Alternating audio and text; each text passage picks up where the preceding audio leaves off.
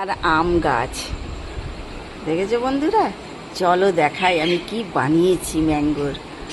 এই যে আম গাছ থেকে পড়েছিল, চলো দেখাই তোমাদেরকে। আমি আইসক্রিম বানিয়েছি কালকে, আজকে বের করলাম, দেখো কেমন হয়েছে। ও দারুণ হয়েছে তো। দেখেছো, দেখো এই দেখ, প্রত্যেকটা দেখো উঠবে, কেমন সুন্দর হয়েছে প্রত্যেকটা। দারুণ হয়েছে। এই অবশ্যই আমি একটা বার করে খেয়েছি, হ্যাঁ। অসম্ভব সুন্দর হয়েছে। আপনারাও এই এরকম দেখো। করে খেতে পারেন ম্যাঙ্গো। বাকি দুটো খেয়েছে, ওরা লোভ সামলাতে পারেনি আমার। আর সাইজ দেখুন ম্যাঙ্গোর সাইজ। আর আজকে একটা রেসিপি করা হয়েছে, ওটাও আসবে জলদি।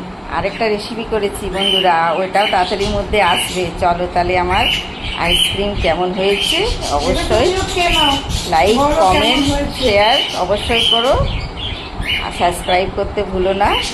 সাবস্ক্রাইব ভালো তাড়াতাড়ি করে দিও, তা না হলে আমি তো আগে বাড়তে পারবো না বন্ধুরা। তোমাদের সাপোর্ট না থাকলে অবশ্যই সাবস্ক্রাইব করো। বাচ্চাদেরকে বাড়িতেই বানিয়ে দাও এরকম আইসক্রিম। চলো তোমরাও বাড়িতে বানাও, খাও। আমি একটু খেয়ে দেখি কেমন হয়েছে। খাও তো। দারুণ হয়েছে, দারুণ দারুণ। আর এতে কিন্তু জল দেয়নি, পুরোটাই আম। চলো বন্ধুরা, টাটা।